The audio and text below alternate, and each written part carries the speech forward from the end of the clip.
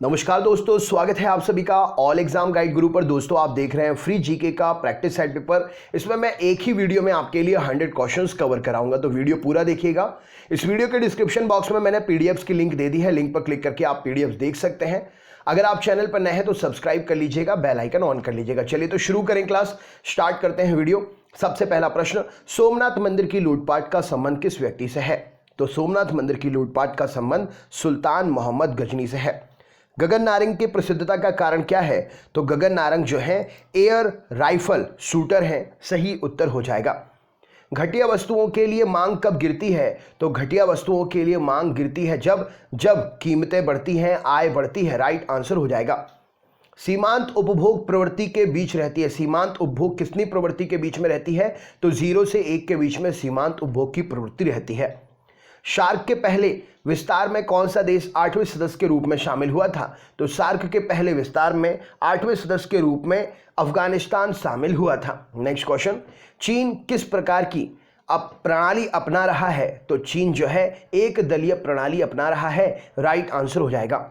लोकपाल का विचार कहां से आया? तो स्कैंडिनेवियाई देशों से लोकपाल का विचार आया। भारतीय प्रतीक पर उत्कीर्ण सत्यमेव जयते कहां से लिया गया है? तो सत्यमेव जयते मुंडकोपनिषद से लिया गया है। राणा सांगा का समकालीन मुगल बादशाह कौन था? तो बाबर राणा सांगा का समकालीन मुगल बादशाह था। हिमालय श्रृंखला का अंग कौन सा नहीं है? तो यहां पर ऑप्शनल क्वेश्चन था, अरावली इस प्रश्न के लिए सही उत्तर हो जाएगा। थीन डैम किस नदी पर बनाया गया है? तो व्यास नदी पर थीन डैम बना हुआ है। अक्टूबर और नवंबर के महीने में भारी वर्षा कहां पर होती है? तो कोरोमंडल तट पर अक्टूबर नवंबर के महीने में भारी वर्षा होती है। जायद मौसम में उगाई जाने वाली फसल कौन सी है? तो जायद के मौसम में उगाई जाने वाली फसल तरबूज है। वन रोपण किस प्रकार की प्रक्रिया है? तो वन रोपण पेड़ लगाने की प्रक्रिया है। विटामिन B2 का दूसरा नाम क्या है? तो राइबोफ्लोविन के नाम से विटामिन B2 को जाना जाता है। कॉकरोच जल में जीवित नहीं रह पाता, इसका कारण क्या है? क्योंकि उसका श्वसन अंग वातक है, ट्रैकिया है, इसलिए वह जल में जीवित नहीं रह पाता है। पुरुषों में मरकरी के विषाक्तन से कौन सा रोग होता है? तो मीना माता रोग होता है। गुणसूत्रों में क्या पाया जाता है? तो DNA और RNA पाया जाता है गुणसूत्रों में। यूरिन का पीला रंग किसकी मौजूदगी के कारण होता है? तो यूरोकोम की मौजूदगी के कारण होता है। RBC का कब्रिस्तान किसे कहते हैं? तो प्लीहा को कहा जाता है। सर्वोच्च ईंधन किसे माना जाता है? तो हाइड्रोजन को सर्वोच्च ईंधन माना जाता है। तप्त जल के थैलों में जल का प्रयोग किसके लिए करते हैं? क्यों करते हैं? तो तप्त जल के थैलों में जल का प्रयोग करते हैं क्योंकि इसकी विशिष्ट ऊष्मा अधिक होती है। पानी की बूंदों का तेलीय पृष्ठ पर नहीं चिपकने का कारण क्या है? तो असंजक बल का अभाव। बाहरी वायुमंडल में ओजोन की परत हमारी मदद किससे करती है? तो बाहरी वायुमंडल में ओजोन की परत हमारी मदद परावैंगनी विकिरण को अवशोषित करके करती है। मध्य रात्रि सूर्य से उदय से क्या आशय है? तो सूर्य का ध्रुवीय वृत्त पर देर तक चमकना मध्य रात्रि के सूर्य उदय से संबंधित है। अल्टाविस्टा क्या है? तो अल्टाविस्टा एक सर्च इंजन है। हीरे का 1 कैरेट कितने मिलीग्राम का होता है? तो हीरे का 1 कैरेट 200 mg का होता है। अधातुओं में कौन सा गुणधर्म समानता से पाया जाता है? तो अधातुओं में भंगुरता जो है समानता से पाई जाती है। विश्व पर्यावरण दिवस कब मनाया जाता है? तो 5 जून को विश्व पर्यावरण दिवस मनाते हैं। स्थिर वैद्युत अवक्षेपित का प्रयोग किस चीज के नियंत्रण के लिए होता है? तो वायु प्रदूषण नियंत्रण के लिए स्थिर वैद्युत अवक्षेपित का प्रयोग करते हैं। कागज क्या है? तो कागज एक जैव निम्नीकरणीय पदार्थ है। भील जनजाति जो है कहां पर पाई जाती है? तो मालवा में भील जनजाति पाई जाती है। नीलगिरी प्रदेश में कौन सी जनजाति पाई जाती है? तो नीलगिरी प्रदेश में टोडा जनजाति पाई जाती है। मुदुमलाई पशु विहार किस कारण प्रसिद्ध है? तो हाथियों के लिए प्रसिद्ध है। ICC द्वारा किस क्रिकेटर को 20वीं शताब्दी का क्रिकेटर घोषित किया गया था? तो कपिल देव को 20वीं शताब्दी का क्रिकेटर घोषित किया गया था। ATM का ऑटोमेटेड टेलर मशीन इस प्रश्न के लिए सही उत्तर हो जाएगा। GNP से NNP निकालने के लिए कैसे क्या घटाते हैं? तो GNP से NNP निकालने के लिए हानि को घटाते हैं। 11वीं पंचवर्षीय योजना की अवधि क्या थी? तो 1/4/2007 से 31/3/2012 तक। उपभोग फलन किसके साथ उपभोग के संबंध को व्यक्त करता है? तो यह आय के साथ उपभोग के संबंध को व्यक्त करता है। मिश्रित अर्थव्यवस्था से क्या अभिप्राय है? तो सार्वजनिक और निजी क्षेत्र दोनों की सहअस्तित्व मिश्रित अर्थव्यवस्था कहलाती है। शून्यकाल किसका विवेकाधिकार है? तो शून्यकाल स्पीकर का विवेकाधिकार है। उच्च न्यायालय के न्यायाधीशों को पद की शपथ कौन दिलाता है? तो उच्चतम न्यायालय के मुख्य न्यायाधीश दिलाते हैं। देश में परिवहन का मुख्य साधन क्या है? तो भारतीय रेल प्रश्न के लिए सही उत्तर हो जाएगा। रेल मार्ग की दृष्टि से भारतीय रेल का स्थान क्या है? तो एशिया में प्रथम, विश्व में द्वितीय। भारत में पहली बार रेलगाड़ी कब चलाई गई थी? तो 16 अप्रैल 1853 को मुंबई से ठाणे के बीच में 34 किलोमीटर की दूरी। रेलवे को बजट को आम बजट से कब अलग किया? तो 1924-25 में अलग कर दिया गया था। भारतीय रेल का राष्ट्रीयकरण कब हुआ था? तो 1950 में राष्ट्रीयकरण हुआ था। भारतीय रेलवे बोर्ड की स्थापना कब की गई थी? तो 1905 में करजन के समय में रेलवे बोर्ड की स्थापना हुई थी। भारत के कर्मचारियों की भर्ती हेतु कितने रेलवे भर्ती बोर्ड हैं? तो 21 रेलवे भर्ती बोर्ड हैं। भारतीय रेलवे को प्रबंध की दृष्टि से कितने भागों में बांटा गया है? तो 18 जोनों में बांटा गया है। भारतीय रेलवे में डिवीजन की संख्या कितनी है? तो 70 डिवीजन है भारतीय रेलवे में। देश की सबसे प्राचीनतम भाप इंजन कौन सी है? तो फेरी क्वीन। इस प्रश्न के लिए सही उत्तर हो जाएगा। भारतीय रेल की पहली गाड़ी ब्लैक ब्यूटी के नाम से किसके शासनकाल में चलाई गई थी? तो डलहौजी के शासनकाल में चलाई गई थी। भारतीय रेलवे में ब्रॉड गेज बड़ी लाइन की चौड़ाई क्या होती है? दो पटरियों के बीच की दूरी तो 1.676 मीटर होती है।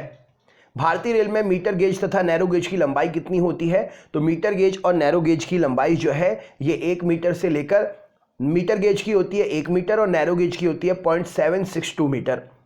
भारतीय रेल में प्रतीक के तारों की कुल संख्या कितनी होती है? तो भारतीय रेलवे में रेलवे चिन्ह का जो प्रतीक है उसमें सितारे बने हुए हैं, 17 सितारे हैं जो उसके जोन्स बताते हैं, बढ़ जाएंगे।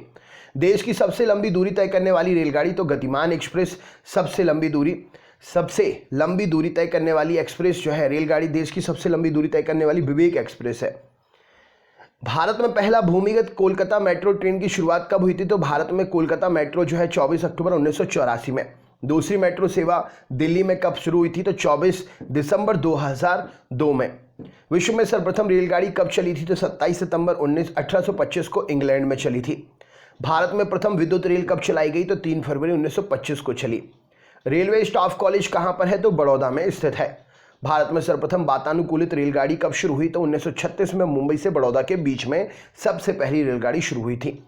विश्व की सबसे बड़ी रेलवे सुरंग कौन सी है? तो सीकन रेल सुरंग जापान की सबसे बड़ी रेलवे सुरंग है।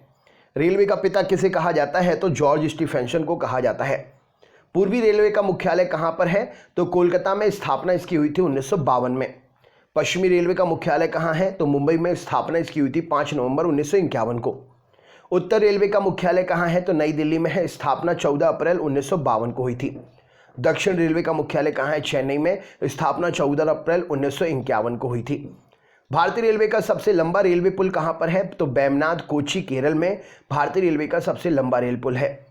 भारतीय रेलवे का सबसे बड़ा रेलवे यार्ड कहां पर है? तो मुगल सराय में सबसे बड़ा रेलवे यार्ड है। भारत का सबसे लंबा सबसे छोटा रेलवे जोन कौन सा है? तो उत्तर रेलवे जोन सबसे लंबा है तथा उत्तर पूर्व सीमांत रेलवे जोन जो है सबसे छोटा रेलवे जोन है।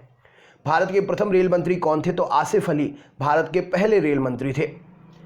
भारतीय रेलवे एक्ट पारित कब हुआ था? तो 1890 में भारत के रेलवे एक्ट पारित हुआ था। राइट आंसर हो जाएगा। भारतीय रेलवे में सबसे पहले रेल दुर्घटना कब हुई थी? तो 25 फरवरी 1869 को भोरघाट पुणे मुंबई रेल मार्ग पर सबसे पहली रेल दुर्घटना हुई थी। भारतीय रेलवे में सर्वप्रथम महिला रेल ड्राइवर कौन बनी थी? तो सुश्री सुरेखा भोसले भारतीय रेलवे में सर्वप्रथम महिला रेल ड्राइवर बनी थी। भारतीय रेलवे की प्रथम बहुउद्देशीय रेल परियोजना कौन सी है? तो कोंकण रेल परियोजना जो कि 760 किलोमीटर की है, पहली बहुउद्देशीय परियोजना है। पूर्वी तटवर्ती रेलवे का मुख्यालय कहां पर है? तो भुवनेश्वर में है। इसकी स्थापना 8 अगस्त 2003 को हुई थी। पूर्वी मध्य रेलवे का मुख्यालय कहां है? तो हाजीपुर में है। इसकी स्थापना 8 सितंबर 2002 को हुई थी। Integral coach factory Perambur Tamil Nadu में किस पर आधारित है? तो स्विट्जरलैंड के मॉडल पर। इंटीग्रल कोच फैक्ट्री पेराम्बूर जो है स्विट्जरलैंड के मॉडल पर आधारित है। डीजल इंजन का निर्माण कहां पर होता है? तो वाराणसी उत्तर प्रदेश में होता है। विद्युत इंजन का निर्माण कहां होता है? तो चित्रंजन पश्चिम बंगाल में होता है।